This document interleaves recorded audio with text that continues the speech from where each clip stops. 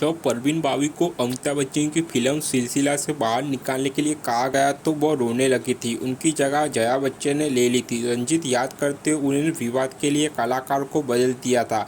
अभिनेता रंजीत ने हाल ही में कहा था कि दिवंगत बॉलीवुड स्टार परवीन बावी उस समय परेशान हो गई थी जब उन्होंने अमिताभ बच्चन की फिल्म सिलसिला छोड़ने के लिए कहा गया था। उनकी जगह जया बच्चन को ले लिया गया था।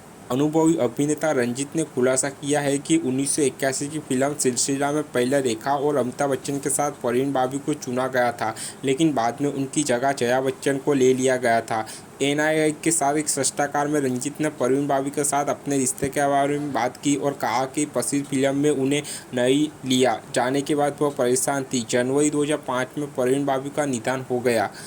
वह मेरी प्रिय मित्र थी। वह बिल्कुल अकेली थी। वह एक खूबसूरत महिला थी, हमेशा मुस्कुराती रहती थी और उसके दांतों की वजह से हम उसे फावदा कहते थे। एक बार बहुत परेशान थी और रो रही थी। मैंने उनसे पूछा, क्या हुआ परवीन? हम कश्मीर में थे। मुझे उत्पात करने में कोई आपत्ति नहीं है क्योंकि वह एक तथ्य है। एक फिल्म बनी थी सिलसिला और परवीन बावी असली हीरोइन थी, लेकिन उन्हें फिल्म छोड़ने के लिए कहा दिया गया और एक नौटंकी विवाद के कारण उन्होंने रेखा और जया बदुगुड़ी को फिल्म में लिया, अन्यथा यह परवीन और रेखा थी।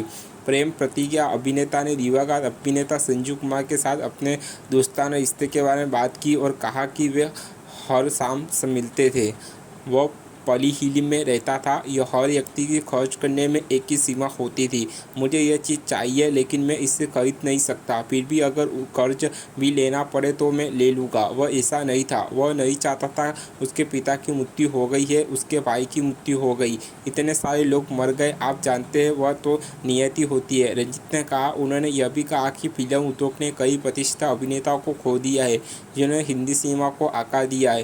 कई अभिनेता चले गए हैं। शशि कपूर में इन सभी लोगों के साथ काम करता था। दत्ता साहब, राजकुमार, राजेश खन्ना, हर दिन हम साथ होते थे। 4-5 नायक होते थे, 4-5 खलनायक होते थे। गोपाल बेदी, जिन्हें ऑन स्क्रीन नाम रंजीत के नाम से जाना जाता है, फिल्म उद्योग में अपनी अलग पहचान बनाई है और सभी समय के सबसे लोकप्रिय खलनायक में से एक बन गए हैं। सितंबर 1941 में रंजीत कई फिल्मों और टीवी शो का हिस्सा रहे हैं। उनकी यादगार फिल्मों में रामपुर का लक्ष्मण, विक्टोरिया नंबर 203, धर्मवीर और अमर अकबर एंथोनी शामिल है।